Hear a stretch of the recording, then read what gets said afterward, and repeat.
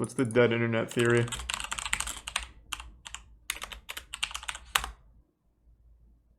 Internet died in 2017. Interesting. Because of PUBG? Hold on, let me fill up my water real quick. I haven't had water in a minute. Let's see how the internet died. Be right back.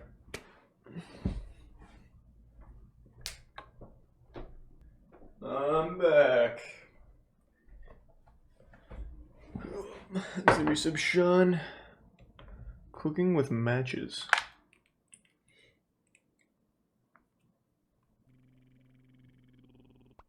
Thanks to Prime Soccer. This isn't the one you wanted me to see? What? Oh, this. Fuck. This is 30 minutes. Let me just get the cliff notes first to see if it's interesting. क्या internet real है? क्या internet पर चल रही चीजें real है? क्या आप रियल हो? डेड इंटरनेट थ्योरी क्या है? बेसिकली ये थ्योरी ये कहती है कि इंटरनेट 2016 और 17 में ही खत्म हो चुका है. All right. This one it is. Today I want to talk about something called the dead internet theory. A disturbing and unsettling yet entirely plausible theory that gives me that awful sinking feeling in the pit of my stomach. I'm ready. The kind of feeling you get when you know someone is lying to your face. The kind of feeling you get when you connect two formerly unconnected points in your mind, and their newfound connection gives you chills because you didn't want to believe it, but the truth is too obvious to ignore now. This theory adds a deep-seated gut feeling to what many of you have experienced for years and years, but have been unable to put into words. The feeling that something is deeply wrong online, but you can't put your finger on what or why. Many people seem to have pieces and fragments, but no one seems to have figured everything out. Once I explain all of this, I'm sure a lot of you are going to be feeling these exact thoughts. So, I'm sorry if I break any worldviews with this video. It honestly isn't my intention. I, like so many others, just want the truth. So let's get right into the dead internet theory. Most of the internet is fake. No! This theory is a collection of a lot of ideas from many people. But credit must be given to Illuminati Pirate for bringing together so much of this information into a single thread. I'm going to discuss a lot of what he says, as well as pull a ton of information from a variety of sources and comments from all over the web. The simple explanation for the dead internet theory is that the vast majority of the internet is actually generated by artificial intelligence, in conjunction with paid media influencers in order to manufacture consumers for an increasingly wider range of newly normalized products, as well as to dramatically sway public opinion and control the collective attitude or outlook of people or culture. That's just like a well-known thing. What? That's not even a theory, though. What? I'm so confused. It was so hyped up, like, this changed my worldview. I can't even look at my mom the same anymore. This was a game changer. If this is like the whole crux of it, like, yeah, who doesn't know that? Like, most of the content you see is literally, like, by an algorithm. If I scroll down here, all of this from an algorithm. Twitter, promoting things to you, algorithm. Influencers, constantly paid to promote things to you. Like, everyone knows this. This isn't like some kind of crackpot, tinfoil hat, world-changing theory. Like, everyone should already know this. For all of the younger people out there who didn't experience the internet as it used to be, the internet of today is vastly different. Before the advent of the internet-connected cell phone, or the mass adoption of the home computer, before social media even existed, the internet was a place where people came to express passion, hobbies, feelings, and thoughts. It wasn't filtered, or selectively shown to you based on what an algorithm thinks you want to hear. It also wasn't an echo chamber to reinforce your pre-existing beliefs, whatever they may be. It wasn't created to keep you locked into a website or an app for hours and hours every single day. The internet was a collection of human thought, both right and wrong, and what you found and enjoyed was up to you. And if you say so, Naruto. The point of it wasn't to get as many clicks as possible or to keep you engaged for as long as possible. It just was. The internet was whatever you made it. One doesn't realize that they're living It still is, though. You can still find all of that shit. I can still go to Goatsy right now. That the freedom of expression of the old internet it still exists. It's just not the mainstream on the internet anymore. But here we are. Only now, in its awful absence, do we realize how bad things have gotten. Like I said earlier, a lot of people have had this sinking feeling in their gut for a while, but they didn't understand or realize why. The fact is, there is a massive and incomplete puzzle here. Some of us have a piece or two, but none of us have all the pieces, and anyone that claims otherwise, I wouldn't trust them. This incomplete puzzle connects us all, so it's in our best interest to try to find as many pieces as possible. These days, the internet feels so empty and devoid of people. Have you ever noticed that? Truly hear me out here. The internet feels devoid of content. It's safe, sterile, bland. There is nowhere to go, nothing to do, see, or read. There are no experiences anymore. It's a collection of 10 or so websites. What is happening? What? What? Bro, I just watched a Reddit mod go on Fox News and completely derail a movement of a 1.6 million other people. Like, it is more rife with wacky and wild shit now than ever. What is he talking about? If you want to say, like, the main like, you mainly visit the same websites, yeah, absolutely. 100%. You mainly visit Twitter, Reddit, YouTube, I guess maybe, like, the porn sites would fall in there. Those are, like, under the most viewed and shit. Yeah, I mean, that's true. You mainly go there, but it's not because there's nothing elsewhere. It's just that happens to be where most people go to get their shit, and that shit is still full of not super safe, bland content. It's just not as popular as the safe, bland content. It's not like it's just gone. And saying that you no longer see people on the internet is one of the most outrageous things I've ever heard. I wish I could see less people on the internet. Every time I open Twitter, I'm reminded of how many fucking weird, dumb assholes are out there. Just today, I read about how Sea-Dog posted a tweet saying, Demon Slayer's budget must have been financed by Jeff Bezos because it looks so good, and thousands of weird, somehow sentient human beings dogpiled him for it because they labeled him as misleading and lying about an obvious joke that Jeff Bezos financed Demon Slayer. Like, it's crazy. Like, I only ever see people on the internet. It's like a bunch of weirdos. I don't know what he's talking about. This is crazy. Or apps that everyone visits over and over again until they go to sleep, only to do it again the next day. It's a series of empty husks. The internet seems gigantic, but it's more like a hot air balloon because there's nothing inside. The same repeated threads and pictures and similar replies reposted over and over again. It's an AI, not a person. It's the dumbest AI of all time. All of your friends enjoying the same funny video as you, the same talking point shared repeatedly over and over online, or how every day something new is trending, so you better jump in and give your take on it. Every day, it's something, so the conversation can never linger too long. There's always the next new or shocking or unusual thing everyone is talking about. I'm sure everyone watching this has heard of a news story that sounds like the one that they've heard 1,000 times before, but this time it's new and shocking and unusual. It boggles the brain. For example, how many times have we heard something about a new type of moon only happening tonight or tomorrow? A blue moon, a blood moon, a super flower blood moon, a pink moon, a super pink moon, a hunter's moon, a snow moon. You get the point. Like the bits butter. Why does everything feel so fake and manufactured? It's always the same thing or a slightly different thing repeated over and over as if it's produced content made to distract and occupy your mind. Why get out there and march in the streets to demand better wages or safer working conditions after a grueling day of work when you can go home and saturate your mind on endless, mindless escapism? The new super but people do. Is happening tonight, and Jimmy Kimmel just said something that is hilarious, and Dr. Seuss books are changing. Aren't you mad? And have you seen the new Marvel trailer? Don't step back. Don't stop to think. Keep engaged. Keep scrolling. Keep buying. Keep wasting your time. Keep pointlessly arguing with bots online made to offend you to spark unending engagement. Finally, something real. Do you like superheroes? That's real. How about Hollywood drama? New music? The algorithm is here to feed you an endless supply of content based on what it assumes you want. Have any of you noticed how sterile fiction has become? How it caters to the lowest common denominator and follows the same template over and over again? How music is the same bland, seemingly created in a lab song over and over Because that's what sells the most. There's a reason for all of this. Yes, money. Algorithms and computer programs have been manufacturing content now for at least a decade that we know of. It's the Wizard of Oz mindset. Once you take a step back and the curtain has been pulled and you see it for what it really is, you can't go back to the way you used to think. It's like knowing Santa isn't real. No matter what you do, you can't make it real anymore. An interesting detail that Illuminati Pirate brought up was anime, and I'm going to include manga as well, and why it's so popular and beloved today. The reason why is because it is such a complex and passion-driven art form. More often than not, the art and story in manga are all created by one person on a weekly basis. There are actual humans behind this content, and because of that, it's so much more enjoyable than so much of the generic computer-created nonsense that is shoved in our faces today. Something intuitively inside of us recognizes that. So side note, watch a really good anime if you haven't.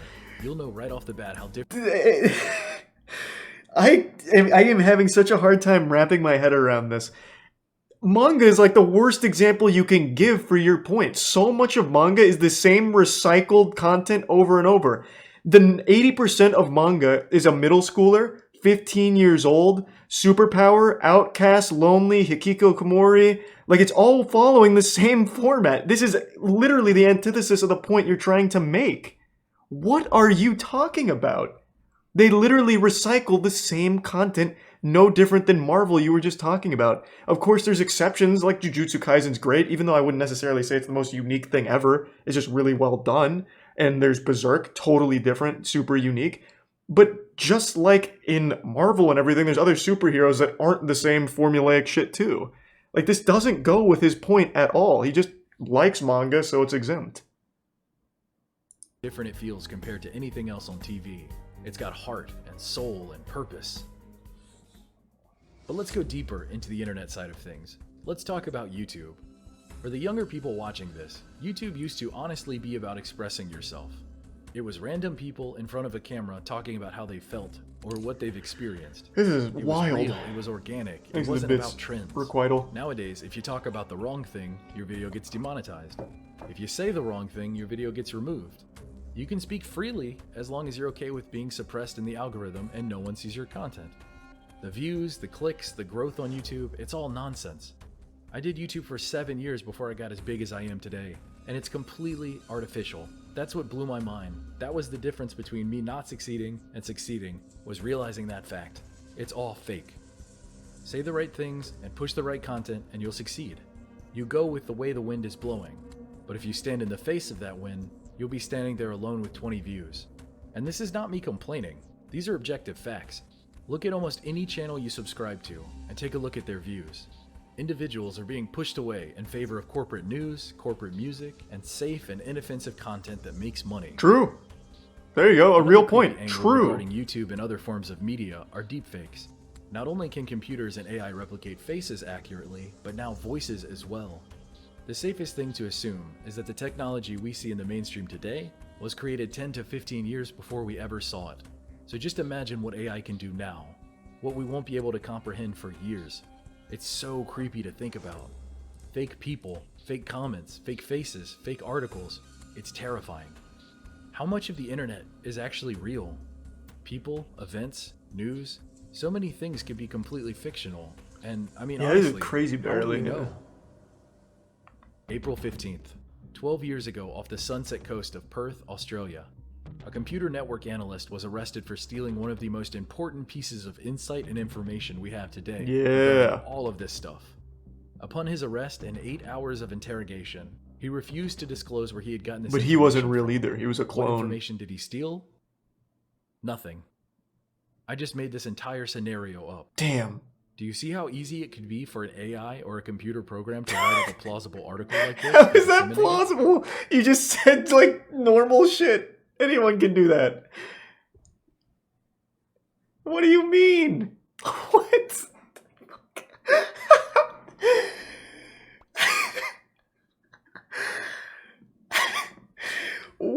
What is the point there? Anyone can do that. It's not... I don't even know what he's trying to say. It's no different than a kid getting a bedtime story from their parents that their parents make up. But what does that have to do with the internet being dead and everything fake? We can all make up stories. Everyone makes up stories all the time, even off the internet. But what, like, I don't know what that does for his point. What does it do for him? What am I missing with what he's trying to say with that example? Anything is plausible if you set it up. But what is that? It doesn't do anything for his point. Because you can immediately tell what's real and what's fake when you look at the actual world events. Like, you can't just make a claim. I couldn't right now say, in Denver, a school was just lit on fire. It happened 15 minutes ago.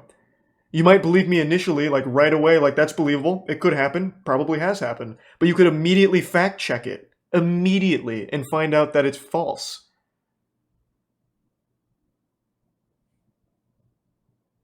Thanks to the resub, cow god. Like, I don't know what this proves with this point. I thought the whole crux of this argument was everything is fake and we can never know it's fake. Nothing is real.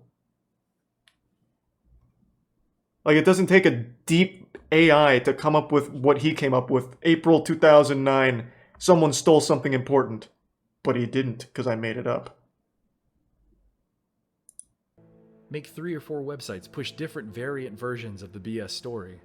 Share it to Facebook, Twitter, push it out on Google, and let the unknowing populace read it, believe it, and share it further until a fake story becomes a real story.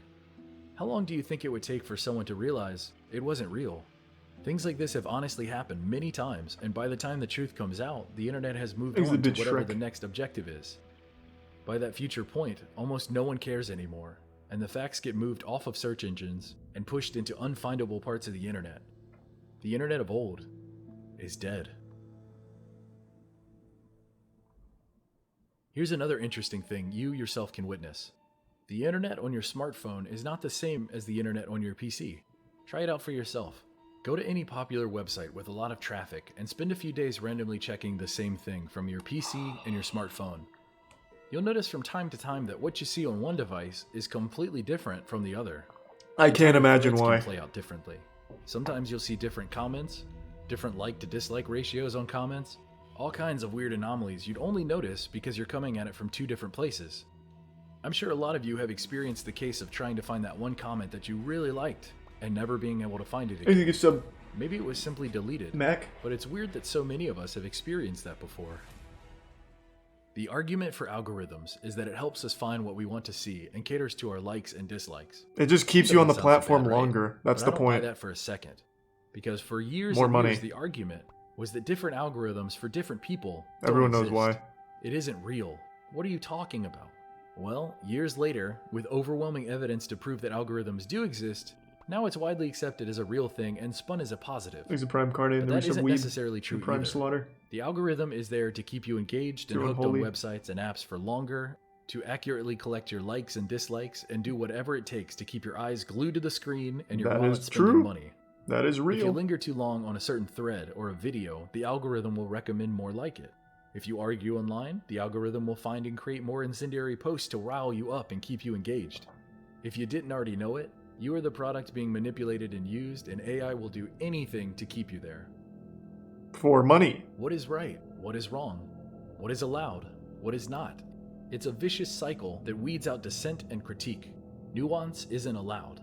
I don't necessarily mean from a political standpoint, although I can't completely disregard this angle. So whether you're right-leaning or left-leaning or something else, suppression is a real thing for all sides. Discussion and understanding aren't good for business. There is a small Overton window of allowed discourse, and if you stray outside of that window, everything is done to squash you or hide you away. And I don't necessarily mean just extreme points of view. Take, for example, war. War is incredibly destructive and awful. So many innocent lives are lost and trillions of dollars are wasted. For what? Profits for corporations and defense contractors, and territory for the geopolitical chessboard, but nothing that directly helps you or I. But advocate against war, or try to make changes to stop war, and the entire internet will miraculously find a way to critique you, destroy you, and silence you. You are just one small voice in a sea of manipulation, money, and power. And that's not all. The AI and algorithms are used to push public opinion. World news is pushed only by a handful of specific people, carefully selected and manicured for you. That's literally Twitter. Issue, there is a deliberate and more often than not manufactured angle which is going to be pushed towards you to keep you fighting rather than collectively coming together. Let's briefly talk about the recently ended conflict. The fact of the matter is that no matter what time we left that country, it was going to collapse. 10 years ago, today, or 10 years from now. This is a fact, but they don't want that to be a fact. Obviously, the powers that be wanted us to stay there indefinitely because what is going on now? There are so many natural resources to pillage, and the money made by defense contractors was so great. we gotta stay there forever. Thankfully, public opinion was against this. People were tired of it and just wanted it to end. What just happened? Americans need help over here, not more endless nonsense thousands of miles away. Now, notice how the dynamic shifted when the pullout started. Every major news organization went into overdrive doing everything they could to get back in. Every news channel, every website, every major influencer on Twitter and Facebook and Instagram, any person that stood out there saying, I like how he's talking about the internet that like it's something only the US has. By an overwhelming majority online saying the opposite. The internet is America only, weird, obviously. Considering the vast majority of Americans say the exact opposite. Stuff like this is the perfect example because you can really see where things aren't adding up. I'm not here to argue the details of leaving. I could make an hour-long video on that, or the political angle or any of that. If you have that deep urge to go into that, I must ask you to stay on topic. And Tier 1 the anger and engagement and fighting is all a distraction. The point I'm making is that when there is a narrative or an angle they want, they are going to do everything to get it. It's creepy, it's weird, and it's unsettling. Let's talk more about social media. There is a reward and punishment system built in to push things in certain directions. For example, look at Reddit. I have joked for years and years that Reddit is a hive mind. Now that this theory is so is that everyone. joke seems to be a lot less funny and a lot more realistic. Simply based upon a like or dislike ratio, Reddit can push up what it deems correct and push down what it deems incorrect. Then you have bots spamming to derail conversations on subjects they don't want discussed, and dividing and conquering on real issues to break down any progress that could be made. Yes. It's a psychological game being played on everyone. You want more upvotes, and to get them, you make sure you say the stuff that's going to get pushed up. Don't rock the boat, follow the trends, say agreeable things, avoid disagreeable things or challenging topics. The obvious point of Reddit having a point-based system is to make the points go up. This system discourages you from saying things that will make your points go down. You only want your points to go up. Do you see the problem? I'm not even that much of a contrarian. But the first thing that I do when I check out an interesting Reddit thread is to sort by controversial. I guess I don't. Because it feels so much more human. Everyone. I want what to is he read like responses revealing? from people with different opinions. Not so much to get mad or to argue with others, but to have my beliefs challenged. I find it ridiculous that I have to dig so deeply to find this kind of stuff. That's why so many places on the internet feel like echo chambers of repeated ideas and thoughts. The reason things feel like echo chambers isn't because there's a fucking cloning facility somewhere pumping out fake human beings. It's because people like to be agreed with. So they find people that are already in that circle. That's why you have everyone on Twitter in their little bubbles. And when anything like challenges that, they get mad. They block, they lash out. People like to feel like they're part of the same group. So everyone says the same shit. That's how you create the fucking echo chamber. Now, does this help with corporations and money making? Obviously, which is why they play to it. But he's making it seem like it's something so deep and insidious. It's not. It's just literal human nature to not want their ideals challenged. It's more comforting when people agree with them than disagree. So they form groups, they stick together. It's just that simple. And in the case of Reddit, they're up-duding people that think the same way they do and down-duding people they don't like with what they say. And then those people that get down-duded latch on to the other down-duders. And then they have their own little clique and they go to a different subreddit. Like, I don't know what he's trying to get at here. Be assured that I'm correct. I want to be challenged repeatedly so I can either strengthen my perspective or change it if necessary. Auxiliary sub-fiend in Tier 1 Another Papa. social media I'd love to talk about is Twitter. What Twitter does is they place people in rooms, and you don't know what room you're in or how you got there, but you're there. You can't escape from these rooms or have a way of checking to see which room you're in or who else is in there with you. Upon learning this, you might think that the goal of these rooms is to lock you in with other people similar to you. But in fact, the goal is to generate high-intensity emotional responses, like outrage or humor. Swelling up your emotional state is more likely to get you to stay on these sites for longer, have more interactions, and allow them to collect more data on you to be sold or manipulated. By trapping us in these invisible rooms, you are more likely to see things you disagree with, but only to a certain extent. You will not have to actually face a detailed counterpoint to your argument, only a brief, incomplete summary maximized for high-intensity emotion. You see, the point of Twitter isn't to find common ground, or debate the issues. It's to misinterpret and argue and get mad and waste time and energy while they collect data on you and throw ads in your face. Twitter does this by imposing an overly strict 240 character limit per tweet to make it physically impossible to discuss complex ideas in such a small space, so conversations naturally devolve into insults and shock value. There's a reason the country feels so divided right now, and it's all intentional. Oh my god. Thanks for the Look at bits. Facebook. It's a Noxby. well of content thrown at you just to rile you up God. and support your pre-existing beliefs. Are you mad about this? Well, here is more stuff to get mad about. Are you worried about this? Well, here are more things to worry about. Do you love cats or dogs? Aren't they great? Well, this really bad thing happened to one of them. You better stay engaged and keep watching. Your emotions don't matter at all to us. Buy the stuff, argue a bunch, and keep isolating yourself from other humans because it makes you less powerful. So how much of the internet is fake? Studies suggest that less than 60% of web traffic is human. That's right, 60%. According to researchers, some years, a healthy majority of them are mostly bots. For a period of time in 2013, the New York Times reported that half of YouTube traffic was bots masquerading as people. Oh, my bad. I'm sorry. I got your name wrong. So high that employees feared an inflection point would happen, meaning YouTube True. systems I need the tabs, for detecting fraudulent traffic would begin to regard bot traffic as real and human traffic as fake. They even have a name for this hypothetical event. It's called the inversion. Remember, this was all the way back in 2013, so it's not a stretch in the slightest to assume that the threshold of bot traffic has been met and surpassed, meaning that the internet is, for the most part, filled with non-living voices. Oh, it really puts it in perspective how outnumbered we are compared to bots. Alright, I'll probably play it tomorrow. The vote counts on YouTube, Reddit, Instagram, it's all manipulated and distorted. Very little of it is real. For example, every single time that I upload a video, I lose around 10 subscribers. It's like clockwork. No. Doesn't matter what I upload or how popular it is, I lose around 10 subscribers right when I click publish. Amazingly enough, I'm not alone in this. This isn't a single glitch that just happens to me. This happens to most people with a big enough subscriber base, and I'm sure the numbers scale upward. The common prevailing theory is that it's YouTube's sly way of removing regular humans from the equation.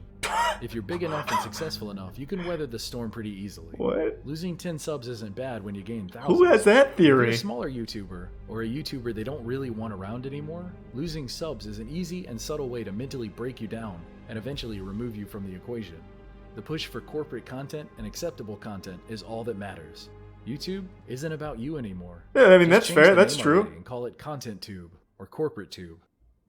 But let's get even deeper. So what's that? More What was stuff that? He arrested thinks... for stealing- Oh my god, I accidentally... Oh my god, I can't believe I just did that. I accidentally just fucking... Alright, I'll probably just stop the video. I accidentally went so far back. Oh my god, damn it. That's fine. Why did you want me to see this? This did nothing. It literally said things that were... A, ridiculous, or B, we already knew. I don't know what he was going on with. The leading theory is that every time YouTube removes subs, they're removing human beings. That goes against what he was saying, where it's about keeping human beings on the platform to make more money off them. So he's even going against his own grain here. But why did you want me to see this? This didn't do anything. Thanks to tier 1 subsiding and the 5 new subs macho. Thank you, man. I don't know what the fuck that was supposed to be. That was an actual nothing burger.